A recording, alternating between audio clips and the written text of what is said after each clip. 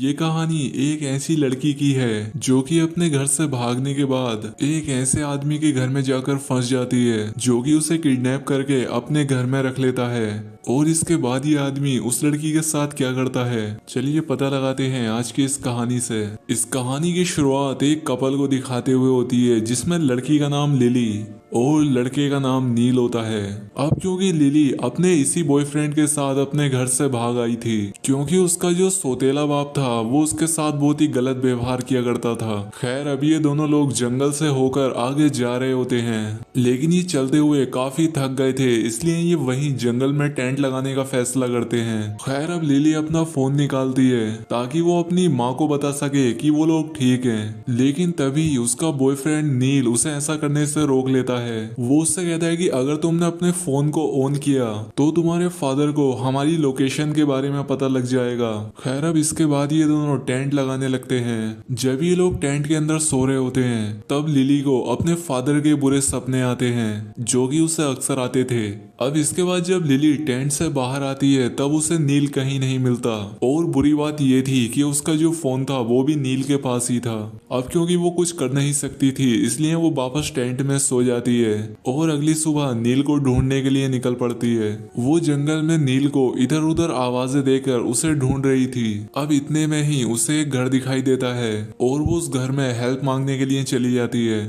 इस घर में सिर्फ एक अकेला बूढ़ा आदमी रहता था। वो लिली को अंदर आने के लिए कहता है। अब इसके बाद वो लिली को पानी लाकर देता है।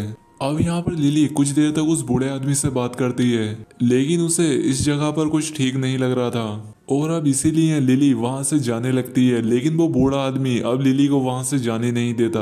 वो जबरदस्ती लिली का हाथ पकड़ता है और उसे घसीट कर अंदर ले जाने लगता है। वो कहता है कि तुम यहाँ से ऐसे नहीं जा सकती। अब यहाँ पर लिली उसकी बातों से काफी डर जाती है। उसे कुछ भी समझ नहीं आता कि आदमी उसके साथ ऐसा क्यों कर रहा है। और इसके बाद वो बूढ़ा आदमी लिली को अपने घर के बेसमेंट में ले जाकर डाल देता है।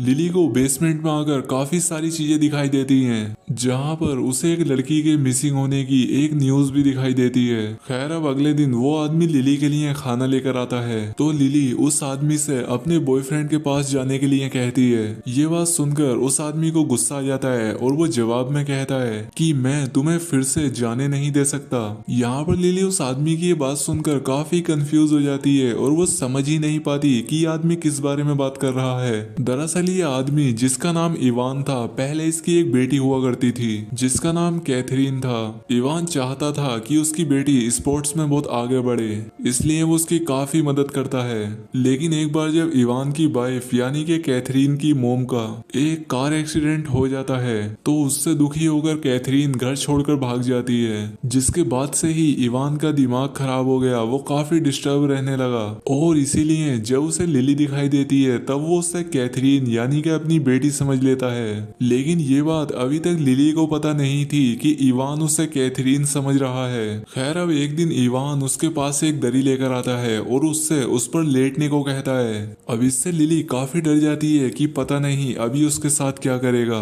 लेकिन वो कुछ करता नहीं, वो सिर्फ उसकी एक्सरसाइज कराता है। साथ ही वो उससे ये भी कहता है कि उसे इस बार स्पोर्ट्स में जीतना ही होगा।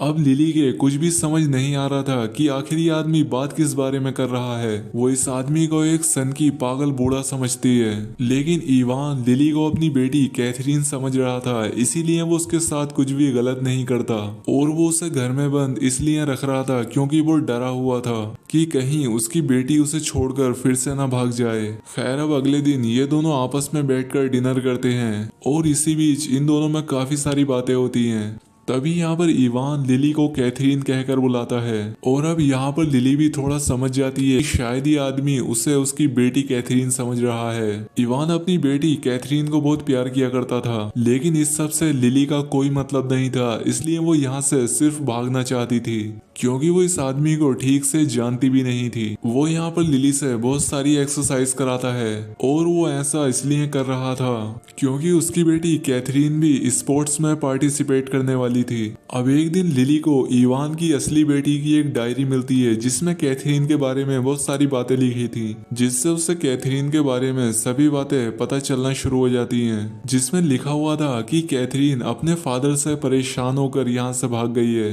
क्योंकि वो अपनी बेटी बेटी के साथ काफी स्ट्रिक्ट था, लेकिन वो उससे प्यार भी उतना ही किया करता था। लेकिन लिली को इन सभी बातों से कोई फर्क नहीं पड़ता। अब एक दिन जब इवान लिली को एक्सरसाइज करा रहा होता है, तब वो उसके सर पर एक भारी चीज से हमला कर देती है और जब वो नीचे गिर जाता है तब लिली एक रस्सी से उसे मारना शुरू कर देती है। अब लिली उससे घर से बाहर जाने की चाबी मांगती है, लेकिन इवान उसका हाथ पकड़ लेता है। वो उसे डांटते हुए कहता है कि तुम अपने पिता को ऐसे कैसे मार सकती हो। अब क्योंकि लिली वहां से बाहर नहीं निकल पाई, इसलिए वो रोने लगती है।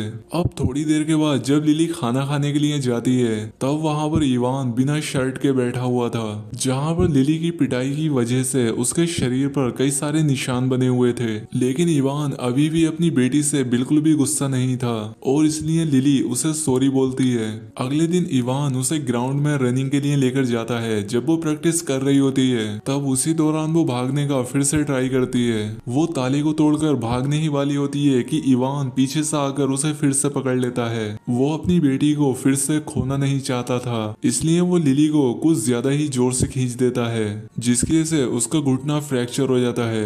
अब इसके बाद इवान उसकी काफी केयर करता है और उसे फिर से ठीक कर देता है। अब लिली भी सोचने लगती है कि आखिर मैं यहाँ से भाग ही क्यों नहीं हूँ, क्योंकि मैं अपने सौतेले बाप को छोड़कर आई हूँ जो कि मुझे काफी टॉर्चर करता था। लेकिन मेरे नए पिता मेरी कितनी केयर कर रहे हैं, तो मैं इनसे भाग ही क्यों नहीं हूँ। और अब इसीलिए लिली भी अपना दिमाग बदल लेती है। वो अपने पिता के साथ खुश रहने लगती है और उनकी बताई हर चीज करने लगती है। अब वो उनकी हर बात को मानती है और जितनी एक्सरसाइज वो करने को कहते हैं इतनी ही एक्सरसाइज ये करती है, क्योंकि अब उसका कंपटीशन काफी करीब था।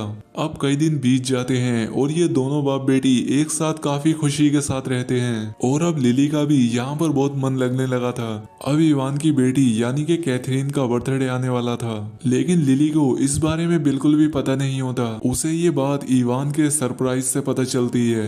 इवान बर्थडे के गिफ्ट में अपनी बेटी को एक फोन गिफ्ट करता है। जब यहाँ पर लिली को फोन मिलता है, तब वो सबसे पहले नील का नंबर अपने फोन में सेव करती है। खैर अब दूसरी तरफ इवान को दिखाया जाता है जो कि जब मार्केट से घर वापस आ रहा होता है, तो घर के बाहर उसे उसकी रियल वाली बेटी यानी कि कैथरीन मिलती है। और जब इवान कैथरीन को देखता है तो वो उससे एकदम नॉर्मल रिएक्ट करता है, जिससे कैथरीन को बुरा लगता है। वो सोचने लगती है कि मैं इतने दिनों के बाद घर आई हूँ और मेरे फादर को कोई खुशी ही नहीं हुई। इन्होंने मुझसे सीधा घर चलने को कहा, मुझसे ये तक नहीं पूछा कि मैं ठीक भी हूँ या नहीं, और आखिर मैं इतने समय तक थी कहाँ, मैं कहाँ पर कैसे रहती थी।